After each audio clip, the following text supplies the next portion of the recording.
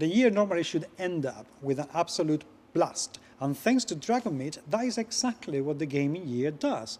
We are in London, in Kensington, in the heart of the city, and 2013 Dragonmeet is actually brought an absolutely fantastic array of seminars that my very good friend Dr. Mike Reddy and I are going to be talking about.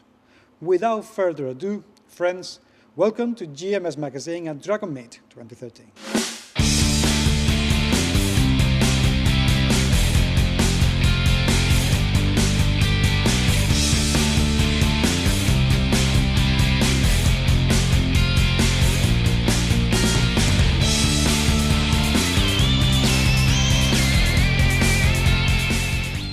The first seminar, thanks to two regulars in Dragonmeet, OBE, Ian Livingstone and Steve Jackson.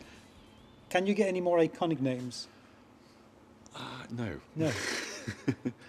Not really, no. No, you really can't, because they're the guys who created basically the gaming industry in the UK. Yeah, I mean, last year was very special at Dragonmeet 2012 because they were talking about the anniversary of Fighting Fantasy books. Yes. But this year, they're focusing specifically on Games Workshop and the early history of that, because it did come up in questions last year, wasn't it? And interesting, I would be interested to see if people ask questions again about the modern day Games Workshop in comparison with their historical setting. Yeah, so it would be good fun to find out as well what other experiences they had creating the company and learning how to do the company, because they came out of nothing. I mean, those guys were literally living in a van at one point, and passion basically drove them to where they are today, which is absolutely brilliant. So I'm really looking forward to finding out more about what on earth they did at the time. It would be fantastic. Yeah, it'd be interesting to see how much luck there was and how much skill and how much sheer chutzpah there was in their early choices, including things like getting the exclusive for Dungeons and Dragons. Yeah, exactly. Well, I say we should take a look, shall we? Yeah. Let's take a look. We are the boys in blue, as you might have noticed today, and we're pretty much terrible twins. Good morning. Can you just so we don't bore you all to death, can you tell me who were here last year when we did our Fighting Fantasy talk?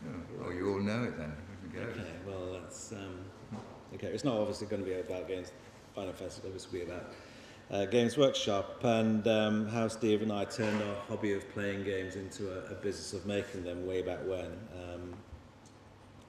We were old school friends at Altrincham Grammar School for boys and went our separate ways and met again back in London in the early 70s, I think 1973, with a third school friend, John Peake. And being impoverished, being lowly paid workers, we very happy to stay indoors and playing various games, one of which was Warlord, Steve's particular favourite. Do you want to tell us a little bit about Warlord? Well, the special thing about Warlord was at the time, when I was a student, up to 1972, I started this Keele University Games Society, and I was evangelising diplomacy at the time. It was a relatively new game that you couldn't get in the UK, but there was a lot of activity in the States about it. I remember playing the game with a friend of mine, and he said, "Oh yeah, that's pretty good, but you've got to play the war game. That's the most wonderful game."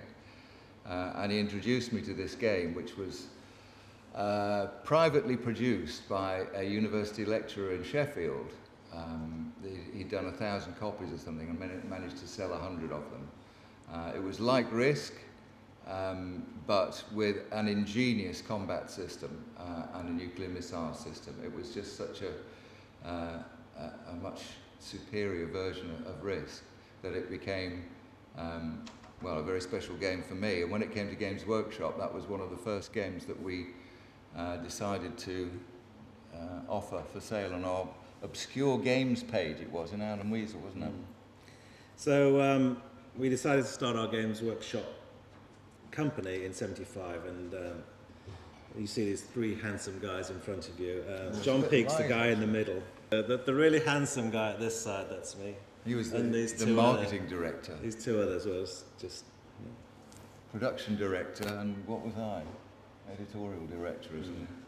We started off doing what everybody else was doing, making traditional games because we thought that's what the market wanted, even though we knew deep in our hearts, that's not ultimately where we wanted to be. We wanted to make games that we actually wanted to play. But John Pete was the craftsman amongst us, and I did the sales, and Steve did the admin on some of these early games. We made backgammon boards and Warriors, you see, and Go boards. And we decided we wanted to communicate with everybody we knew in games or didn't know in games. So we decided to put out our own little fanzine. This full-colour glossy magazine that you see here is called Alan Weasel, issue number 1. And at the same time, we'd met Andy Holt from City University Games Group and had seen, in fact, participate in a game of Dungeons and Dragons, and we thought this could be a transformational game. You know, occasionally milestones in games come along, whether it's Monopoly or Scrabble, and here was this revolutionary role-playing game. So we produced our newsletter, sent it out to everyone we knew in games, and somehow one of the recipients was Gary Gygax, who was living in Lake Geneva, Wisconsin. Just to backtrack a bit there, some of you might not know that the reason why Games Workshop is called Games Workshop, because that's exactly what it was in the early days. It was a workshop. John's room was covered in bits of sawdust and wood chippings and all kinds of things as we produced these wooden games, which we thought would be quite easy to do, and it ended up taking an awful long time. We never made any money on any of these orders. But it did set us up. With the traditional games. There was also our other income came from doing artwork. You've forgotten about that, haven't you? For Games and Puzzles magazine. Games and Puzzles was quite significant in the formation of Games Workshop as well. It was the only professionally produced games magazine in the world, really. It was published in Tottenham Court Road, a publisher called Graham Levin. And he was one of the... when I first came to London, I tried to get onto, somehow involved in this magazine, and ended up being on the games testing panel. So we'd get games in every week, and then the 6 of us would sit around and play it, and then write the review for the magazine. And that was quite important in 2 respects. One was because we ended up doing a lot of the artwork for the puzzles, filling in crossword grids and other puzzle illustrations. But the other thing that was significant of Games and Puzzles magazine is that when we'd arranged, we'd kind of agreed that we were going to start our own part-time company. It was going to be all to do with games, and we'd do wooden games, we'd do obscure games that people didn't know about. But we put an advert in Games and Puzzles magazine that came out in January or February 1975, wasn't it? And that, because we knew that advert was coming out, it promised that if you send a stamped addressed envelope, we would send you a copy of our wonderful full-colour glossy magazine, plus a whole load of other stuff which we didn't have ready at all. So that spurred us on. Without Games and Puzzles and that particular advert, which we put upside down because we thought we'd attract people's attention. Remember that? Put it in the magazine, but turned it upside down. Killer marketing. Yeah, so that people would notice it. Anyway, back to Gary. Of course, Gary Gygax and Dave Arnson invented D&D, and we ended up ordering 6 copies of Dungeons and Dragons, because that's about the sum total of our money that we had in our lives. And on the back of that order, we ended up getting a 3-year exclusive distribution agreement for Europe. Because what we didn't know is that Gary Gygax was also operating out of a flat in Lake Geneva.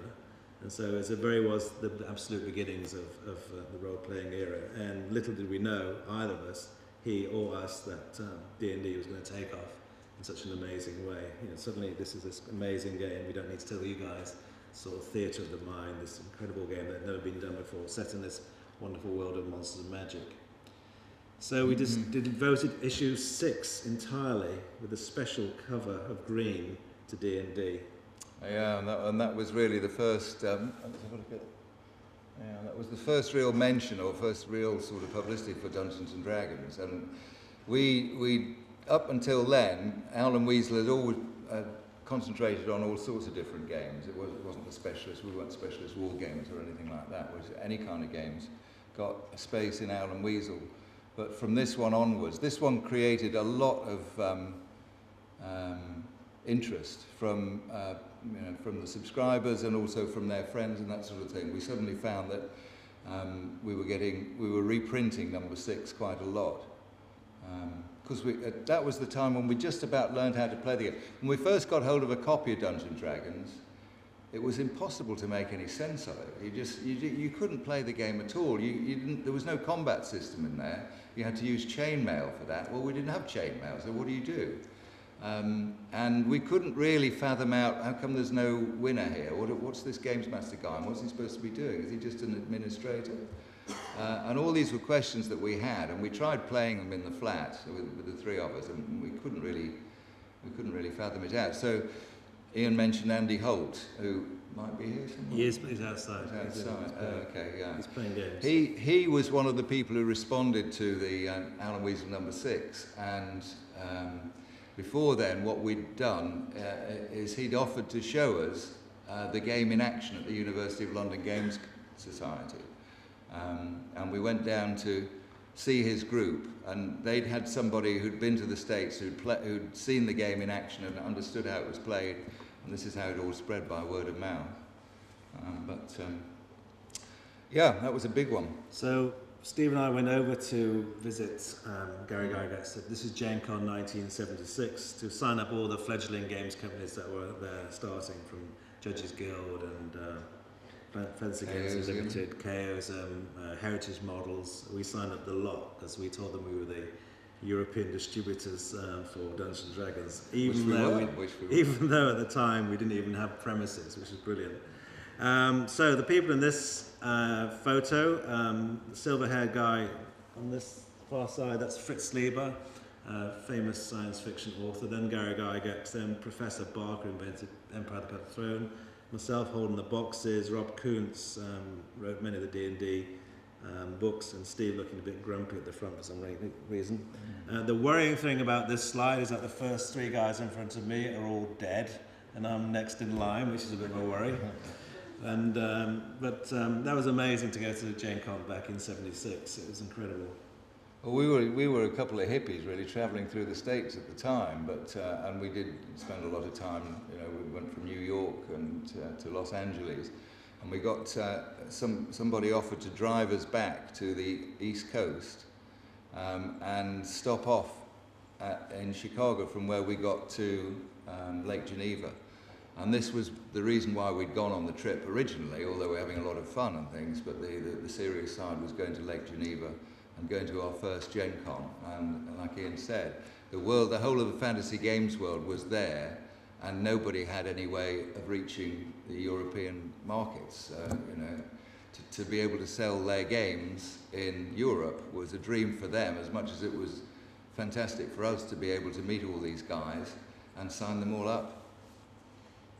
What's next?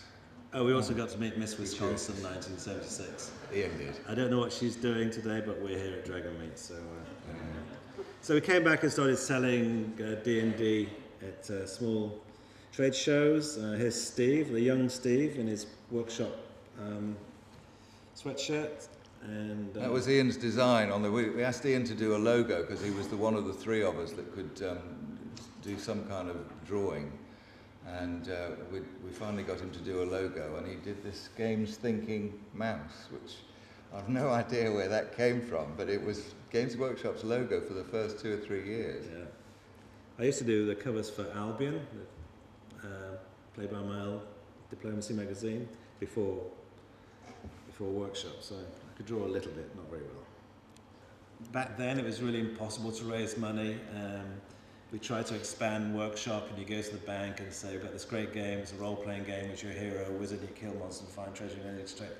And he looks at you like a dog watching television and asks you to kind of leave the room quickly. And absolutely no. And banks, I think, are still today, their attitude towards games, there's absolutely no point in going to a bank to try and raise money for a games company. If you need to raise money for an indie studio or independent board games or role-playing games, I think crowdfunding is the answer if you can't get friends and family. So, although this isn't a van, Steve did have a van called Van Morrison, and where we obliged to sleep in for like 3 months while we because when we were kicked out of our flat and when we came out from the States, we ended up having to make a choice whether to have somewhere to live or somewhere to operate. So we got this little office that you can see here. It's the size of a bread bin at the back of the estate agent. So we parked the van outside the estate agents, and it was conveniently located next to a squash club, which we joined so we could get up in the morning at 7 o'clock for a shave, shower, etc., and got really good at squash by default.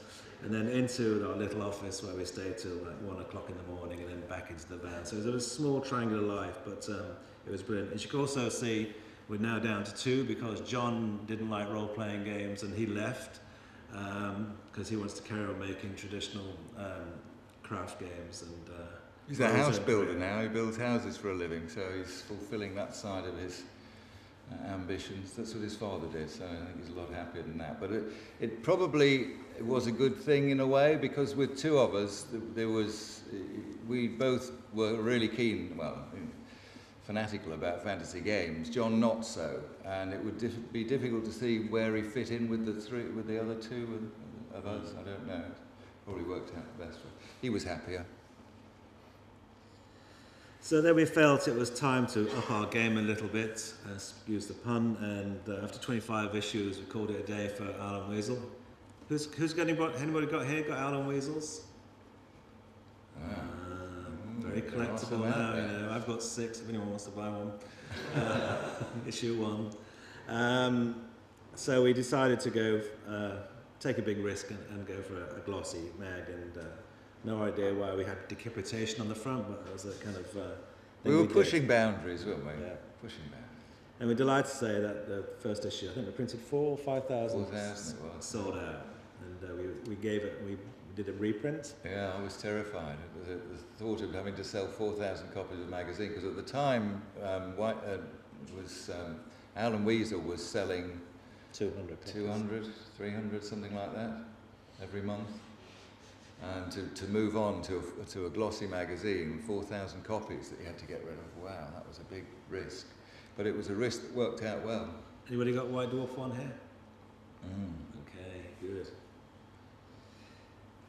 We obviously sold Dungeons & Dragons and other role-playing games to as many shops as possible, but there's a lot of resistance for obvious reasons. Traditional retailers didn't really understand what a role-playing game was, didn't know how to explain it to customers, didn't know how to stock it and merchandise it, because it was more of a designer game kit than a complete game in itself.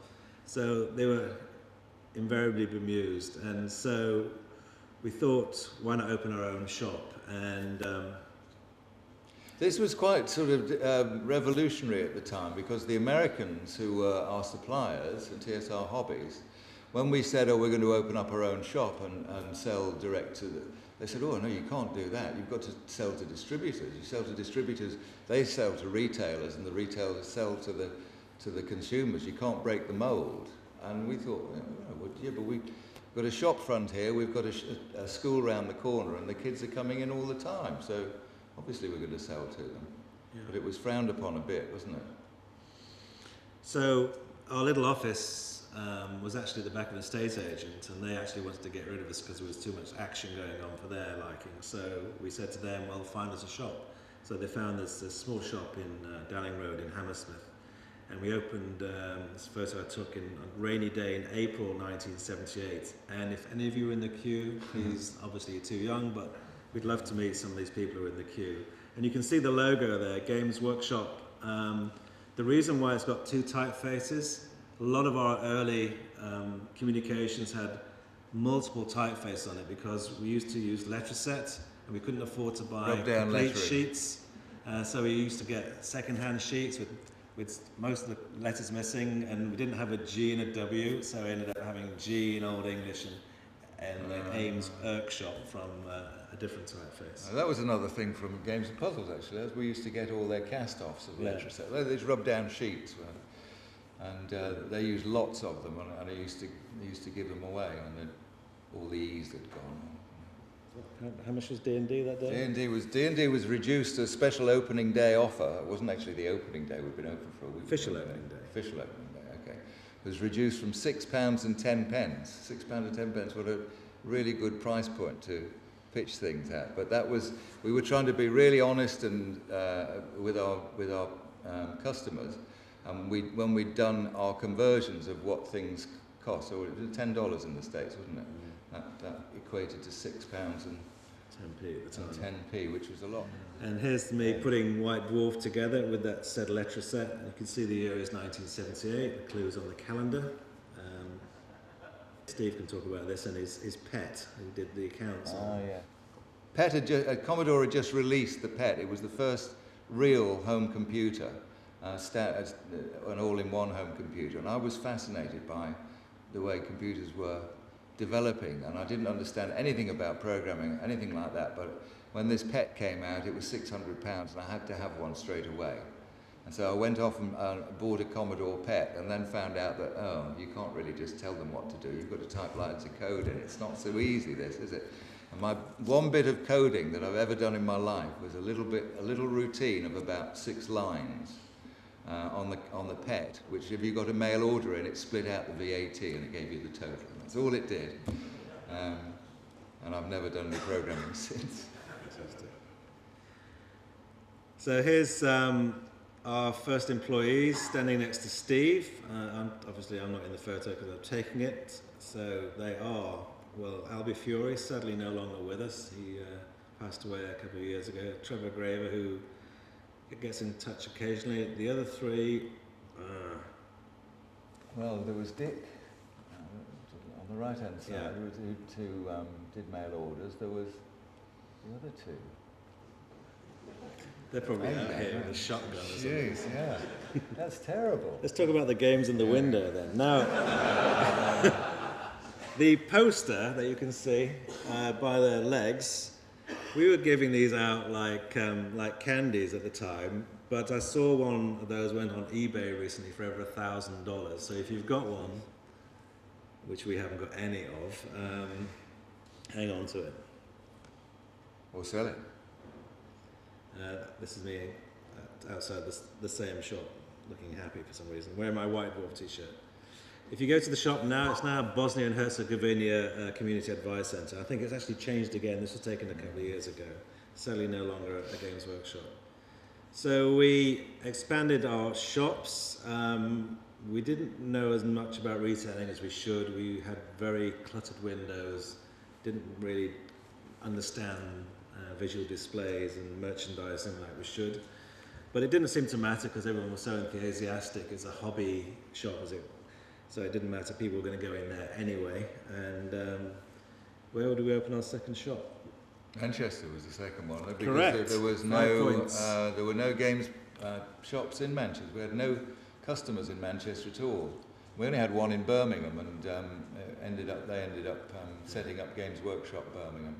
But this was, like I was saying, this was something that was considered a bit naughty, because we were publishers, we were importers, we were distributors, and we sold to the retail trade. We didn't set up our own competition, but that's exactly what we did. But only in areas where we didn't have a decent customer anyway. Didn't have a distributor. So here's another example of a very cluttered window.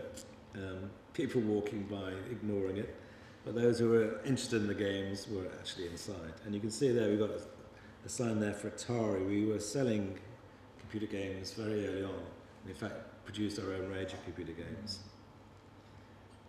You see some of our very fashionable stuff. Yeah. That was the Manchester shop. This is the Sheffield shop. Sheffield shop on the moor. There's that one. That might be the Manchester on down. Yeah. And now you can see the logo's changed. Now this logo, for those who don't know, it wasn't drawn for a shop. It was actually drawn for a bag, a carrier bag. It first appeared in a carrier bag, and we thought it was so good. It was done by Ian McCaig, who'd done obviously some of our Fighting Fantasy game books, Death Trap Dungeon, one of the most amazing artists around ever. Went on to create Darth Maul for Star Wars. He created the logo for Workshop. And as I said, it first appeared on a carrier bag. Interesting fact number 7. And there you can see it. Again, we hadn't settled down on one particular colour for Workshop before it ended up with its yellow, black and Number 3. This is us trying to be grown-ups. This is at the Toy fair. toy fair in, was it Earls Court at that point? Yeah. Look, there's 4 more of those posters. There's $4,000 right there, worth more than all the games. So we try our best trying to get games into other outlets, but it was always a struggle. W.H. Smith was the one that you always wanted to crack, wasn't it? And, Never did. Never did. It was too esoteric for them, of course, but we tried hard. We even wore a suit. Yeah. Still got it? No, not really. And then we decided to publish our own range of board games as well as our role-playing offerings, because Steve and I, of course, still were very keen board gamers, still are very keen board gamers, and first range came out about 1980, starting with Apocalypse, which is Warlord renamed. I don't know why we renamed it, but I think it fitted. You liked that image for the front cover of the box. it'd still be called Warlord though.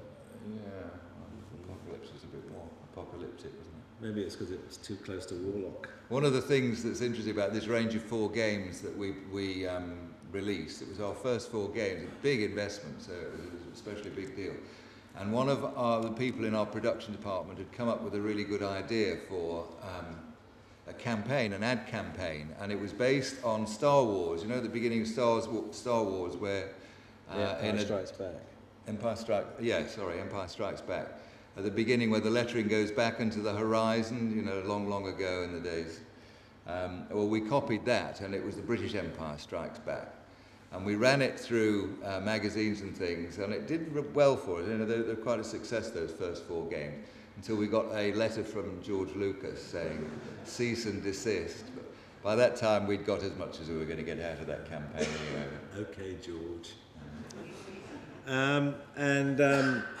This slide is when we were playtesting Talisman. So in this photo, you've got look at the back, looking at you directly with the glasses. That's the inventor, Bob Harris. Next to him is Albie Fury, our production manager.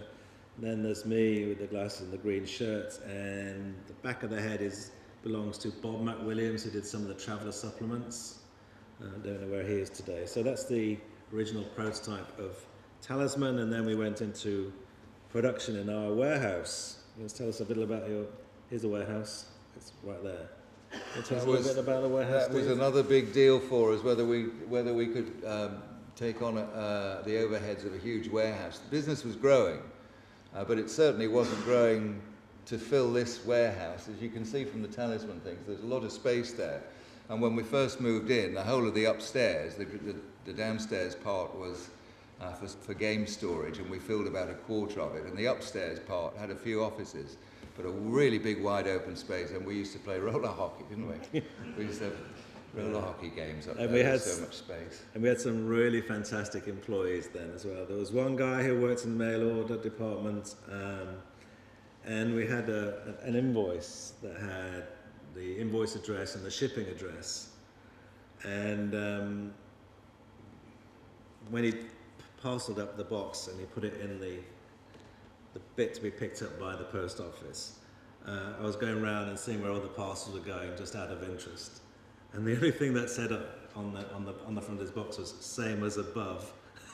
That's the address he'd used, because he'd seen, because the invoice he'd used had the invoice address, and the shipping address said "same as above." So he just copied them down.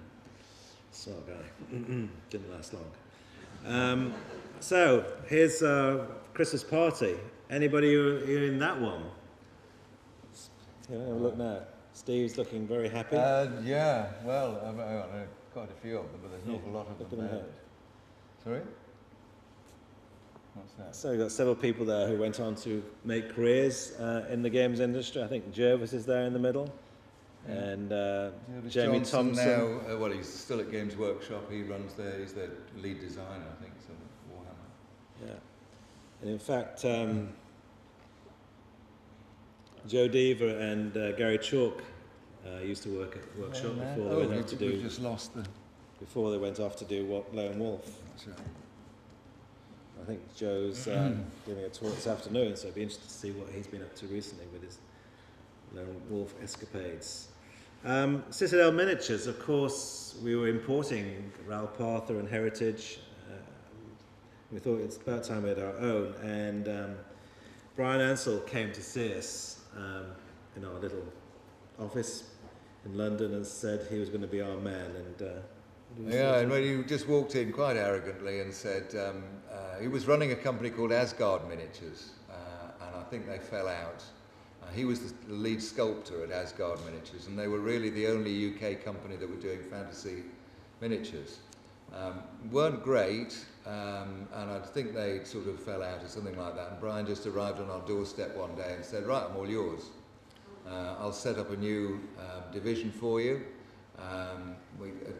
producing miniatures, and I'll do the sculpting. And we started off with a few of his works, and also Humphrey Ledbetter, wasn't it? Was the other designer that we came across that was going to do Masters for Citadel, and he had this obsession with S&M, I guess, something like that. I mean, one of the. I've got one. I'll show them in a minute. Yeah. Okay. All right. Well, it's a little bit dodgy anyway. But the real leap forwards came when Citadel discovered. Well, we discovered them up in the Perry twins. North London. Yeah, the Perry twins. So you can see this gruesome existence it was in the Citadel factory back then when it was.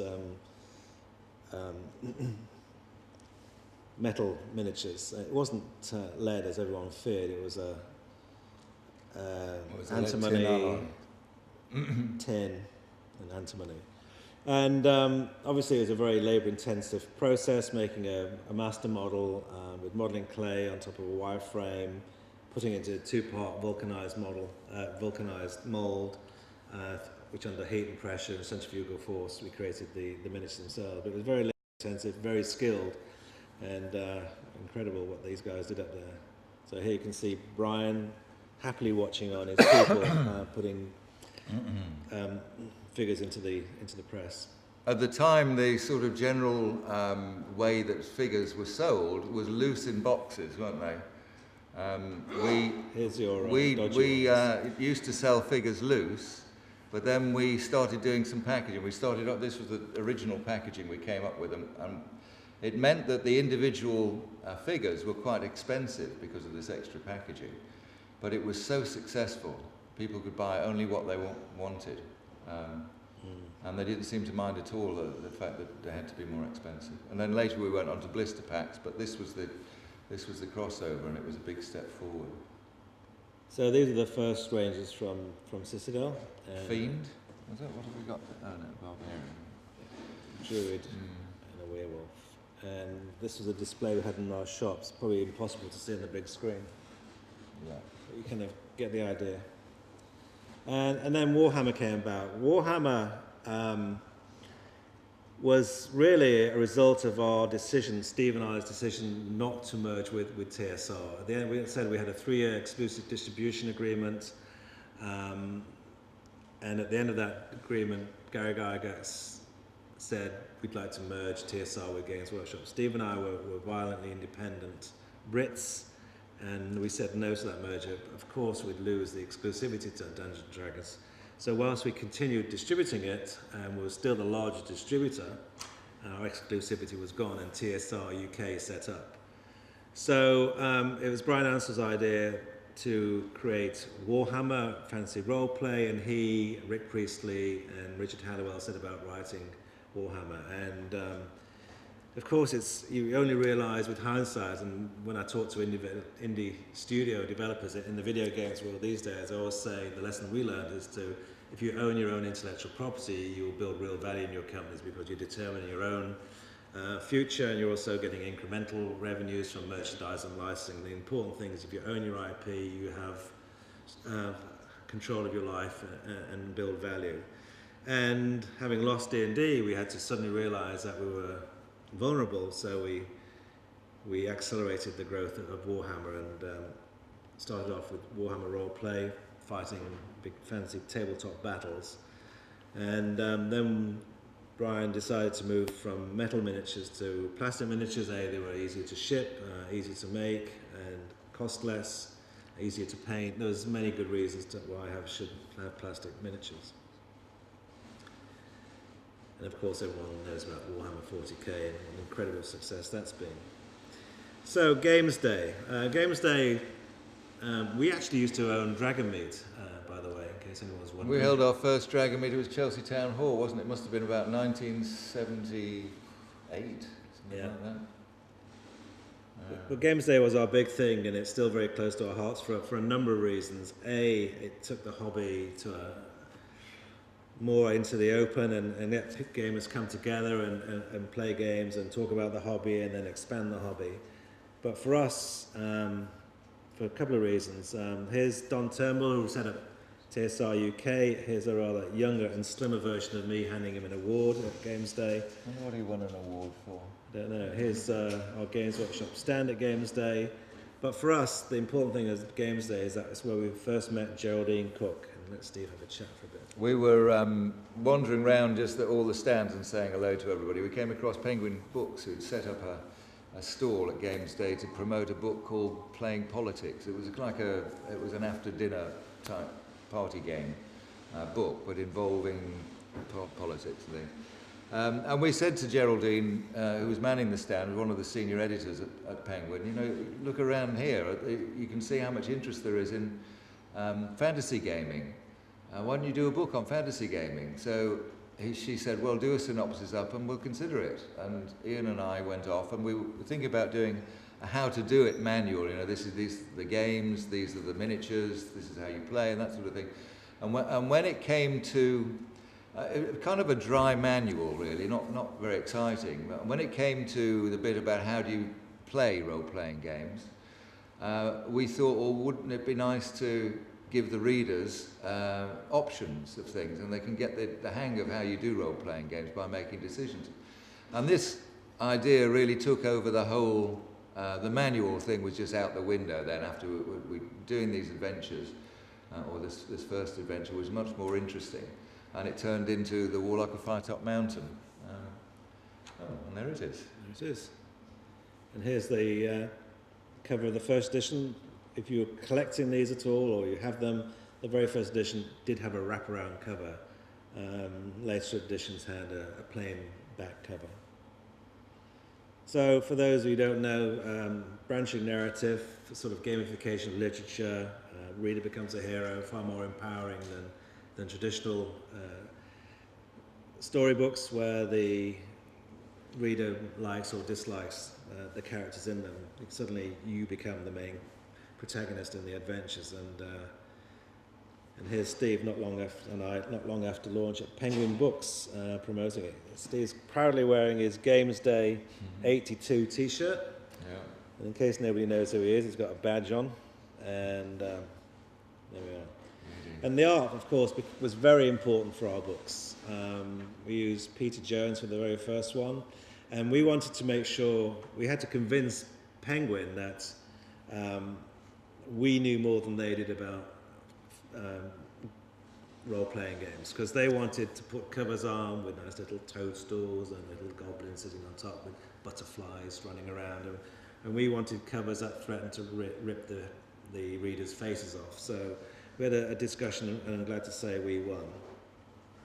That was an interesting one from their point of view. There was an artist who had been commissioned to do the cover, and then it didn't quite work out. So something a week or so before the book was about to go off to press, we had to find another artist, and Penguin found Peter Jones. Peter Jones said, yeah, I can do that, and I'll do it really quick, and he came back with this piece of art. In publishing, publishers like to have the author's name and the title of the book at the top, because in some retail sites they're tiered, so that you can always read what the title is and who the author is. Peter Jones hadn't left enough room for that. All the room that he left for the title was in the middle, which didn't really work at all. But it was too late to change. And then after that, people started thinking, some of the publishers started thinking that was one of the things that contributed to the success of the series, that you had to put the title across the middle.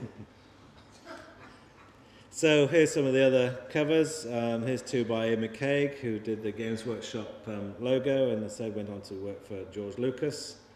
He also did Desktop Dungeon, and here's one of Steve's favourite artists, Ian Miller. Talk about these. Steve went off on a bit of a... well, I like to try different aspects, see how far the boundaries could be pushed. You might say it's something that sounds a bit pretentious, but go beyond fantasy. yeah, I say, Ian once said there's only so many times you can go down a dungeon and find interesting things there, and I kind of took that to heart, I guess, and so moved around a bit more, certainly more than Ian did, with the types of it. There's a horror book and a superheroes book and I just a wanted series to of stop four. doing dungeon games. I didn't really mean it. And then Steve went off on a limb as well with sorcery. Yeah, that was labour of love, that one was. Gee, it took forever to do it. I had a huge chart up on the wall where all the spells were used and where they couldn't be used and where you had all the artefacts. And there's the American cover. Yeah. So 17 million copies worldwide.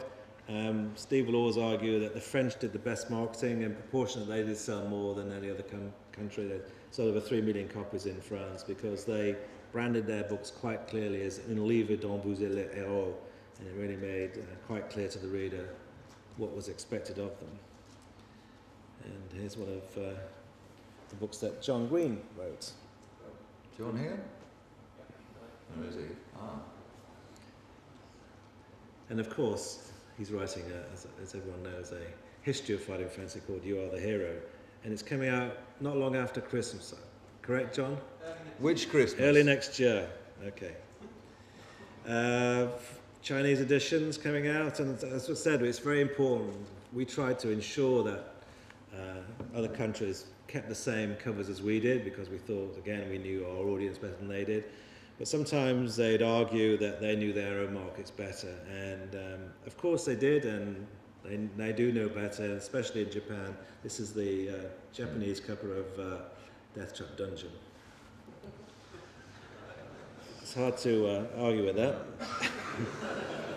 So, affectionately known as the Green Spine books, Penguin didn't do much marketing, but we'd like to thank particularly the Evangelical Society, who published an 8-page warning guide about the book, saying that interacting with ghouls and demons, you can end up being possessed by the devil. A worried housewife in deeper suburbia said, having read one of our books, a child levitated. And a vicar threatened to chain himself to Penguin's railings unless these books were banned. So again, we'd like to thank them all for their fantastic contribution to the promotion of the series. There were magazine articles written about fighting fantasy, danger, children at play. God forbid children are allowed to play. And signed petitions sent to Penguin Books. These were kind of strange times. People, as we all know, anything new, people want to have it banned. But our fans were still strong at the time. We got literally hundreds and hundreds of fan letters. Here's a map of Forest of Doom that a fan sent in. It was fantastic. The effort that people went to was very, very humbling, and it was great motivation for us, we thank you all. So, of course, moving along with technology, 10-man games now publish some of our fighting fantasy titles. More are coming soon. Blood of the Zombies has been out. Steve's done Sorcery with Inkle. Can you talk a little bit about Inkle? Studios, the Cambridge group, and only 2 of them, and amazing what they've done with Sorcery, considering there's just 2 of them.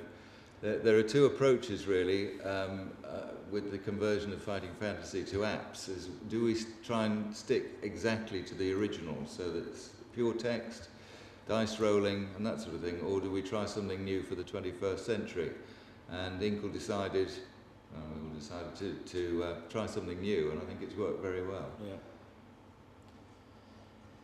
So House of Hell, Forest of Doom, and next one coming out from Tin Man is Island of the King. So we're going to do Q&A in a second, because our life has been one big game. Fighting Fantasy, Citadel, White Dwarf, and workshop as it is today. So another thing that's kind of going back to its roots is the Aryan games, role-playing, Advanced Fighting Fantasy, the role-playing game, which is sort of going complete loop now. Yeah.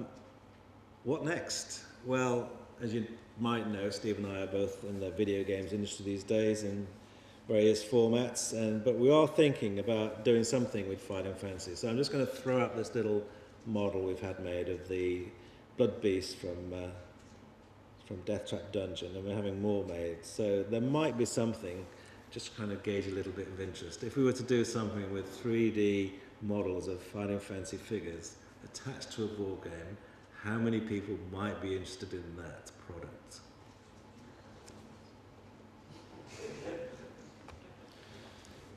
Great. Well, we'll stay tuned for more. So we will. I think we've got 5 minutes for Q&A. But apart from that, thank you very much indeed. Thank you. How are we going to do this questions then? I think you have to press a button or something if you want to ask a question. Yeah, I just wondered if you guys knew GSR, a lot of their PDFs of their modules from the 80s is now available via PDF on D&D Classics website. Yeah. It's great to get legitimate, good PDFs of that early stuff. I just wondered if there's any chance of that happening with the early Games Workshop stuff, or is it too much of a copyright mind? It probably would be. Yeah, still, we're not so much involved with Games Workshop anymore, so it's a public company and they have to protect their property. Is there anything you have in mind in particular? It would be great some of the old White Dwarf sites, maybe some companions, or because I think some of that stuff, the early stuff for White Dwarf is, I understand, the copyright holds with people who produced it. And I guess like you can get the theme folio and the PDF of GSR own that, or Wizards of the Coast own that, and you can now get that through the D&D Classics. So I just thought all that stuff prior to it becoming a public company, whether that was like doable. Well, don't know. I think there'd have to be a bit of pressure put on Games Workshop for it. So if they knew that there was big demand, they might do, or they might just ignore it. There's red light there. Ooh. Thank you for the work you've done. I remember getting some of my early purchases from Workshop and Hammersmith. Do you have any regrets at some of the image that Games Workshop has picked up lately, or the reach for lawyers at the drop of a pin, picking up a nickname like their search shop? Well, we really can't talk for Workshop as we're not employees anymore.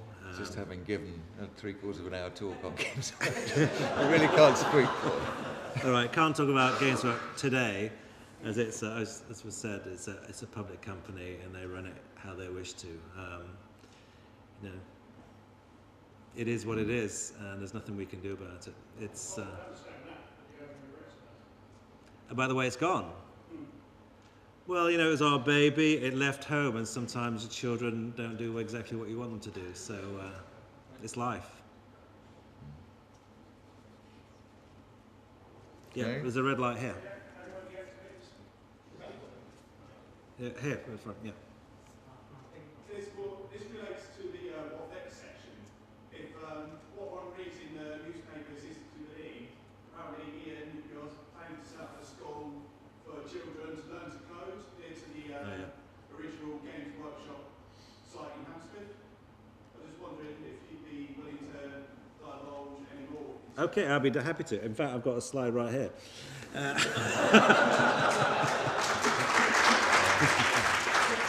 I wasn't going to mention that at all, but I'm glad you did.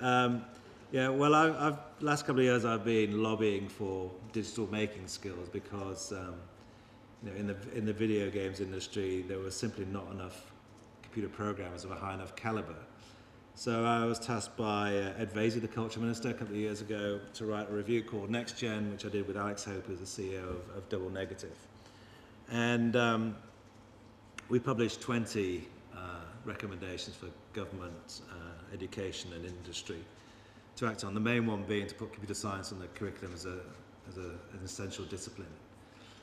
because ICT was currently taught was largely boring kids to death with Word, PowerPoint and Excel, against all odds, considering they ran their lives through social media and smartphones. And we were teaching them effectively how to read but not how to write. We were making them digital consumers but not just digital makers. So nothing really happened until we formed a Next Gen Skills Coalition and we got Facebook, Google and Microsoft on board to lobby with government in the same voice. And Eric Schmidt referenced Next Gen in his Q&A, the chairman of Google, at his Matt Taggart lecture in 2011, saying that he was flabbergasted to learn that schools in the UK weren't teaching computer science, and we were effectively throwing away our polymath heritage of connecting science and art. And of course, if Eric says it, it must be true, and the Prime Minister echoed his words a month later in Tech City, and that opened the doors suddenly for us to meet Michael Goves. And to his credit, even though it's not often liked for many reasons, he did announce that the current ICT curriculum will be disapplied and replaced with a curriculum that has computing at its core. And that comes into effect to English schools next year. And of course now the problem is how we're going to get teachers and schools to understand what computer science is. It's not just about coding, it's computational thinking, logistics, how making kids understand and operate in a digital world, train them for jobs that don't actually exist today. So whilst we've managed to convince the government to do this, I've also came upon me really said, got to put my money where my mouth is effectively and try and open a school. So I've set up a trustee board and started the Livingstone Foundation, and we're applying to open a free school in Hammersmith, close, as you say, to Downing Road as possible. But we're still looking for a location. There's a website now if you have kids and want to express interest and possibly go in there. Our school will have meta skills of communication and problem solving, apply to all subjects. And we'll have coding, creativity and collaboration as key learning, because we want our kids as problem solvers, logistics, not afraid of failure. And so rather than require them to do the same 11 GCSEs and try and get A stars, we're saying, okay, just do 8. And the rest of the time do project-based, working together, try and emulate the workplace, try and a bit of enterprise and social enterprise into their thinking to equip them for life as much as it is for passing random road-tested exams. So, yep, there was an article in the Standard on Tuesday about it. There should be an article in the Sunday Times about it tomorrow. But if you're at all interested, it'd be great to have you on board and at least register interest. So, sorry to tell you a bit about education, but that's one of the things I'm doing at the moment as well. Yeah, any more questions? Better have a last one. I think of it. Time is we're running late, aren't we? Do you have any recollections of early television appearances? For example, the Staff of Watford? Oh yeah, they're all wonderfully embarrassing and great. Yeah, with Ben Elton, it was brilliant. And on Saturday Superstore, I remember talking to John Craven, and he said, "Are you going to write a proper book?" No. Thanks, John. That's kind. Okay, go on with one more.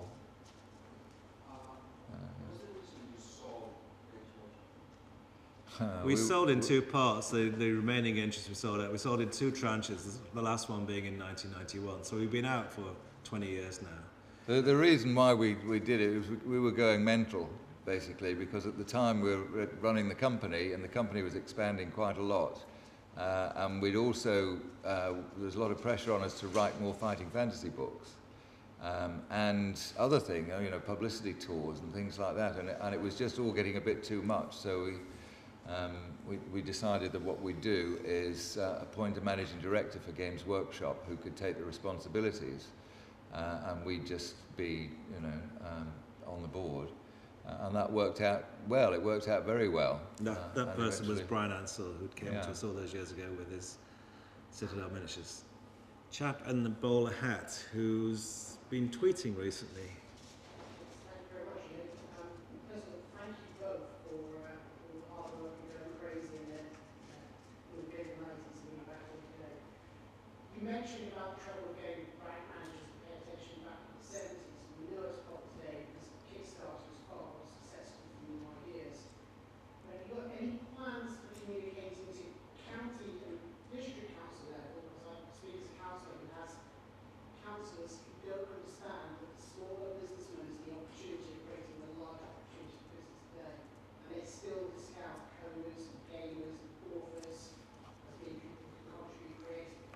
Well, the thing about bank managers that you've got to remember well, banks, high street banks, they're not investors. They don't invest in things. They simply lend against security, and that's as far as it goes. And if you're taking the next level is to go to a different type of banker who is more on the investment side, and obviously they want to be paid more because they're taking the risk. So I think it's sometimes a bit unfair to criticise the ordinary bank manager, because yes, their brief is simply, do they own their own house? Okay, what's the equity in the house? You can lend them this much. Yeah, but I absolutely disagree with that. But that's saying that bricks and mortar is the only security available. They have to start understanding the value of intellectual property as security. That's a different type of banker, though. That's not the... Or a Kickstarter. Well, that's democratization of finance through the crowd, and that's brilliant. It's the crowd telling you whether your idea is any good or not. So for many reasons, Kickstarter and all crowdfunding is a fantastic opportunity. Absolutely. The problem is a lot of money is held with gatekeepers who don't understand what you're trying to do, and so you've got to try and bypass those. And that's why the super high-speed broadband is an amazing facilitator now to monetize the crowd, because you can push away the people who are standing in your way in the physical world, where you had to make physical inventory, put it on trucks, try and convince buyers who didn't understand what you're trying to do, and then possibly get returns. All those are now pushed aside as you can reach global audiences directly through broadband. And if you need to raise money, you can do it through crowdfunding. So I don't think there's ever been a better time in apps and online gaming to make a game than today. Even though there's incredible turmoil in the industry, it's a fantastic opportunity. But of course, one word of warning: for every Angry Birds, there's probably 20,000 dead birds out there. So it's and with those words, I think you want us to... Yeah, okay. All right, thank you very much. Thank you very much.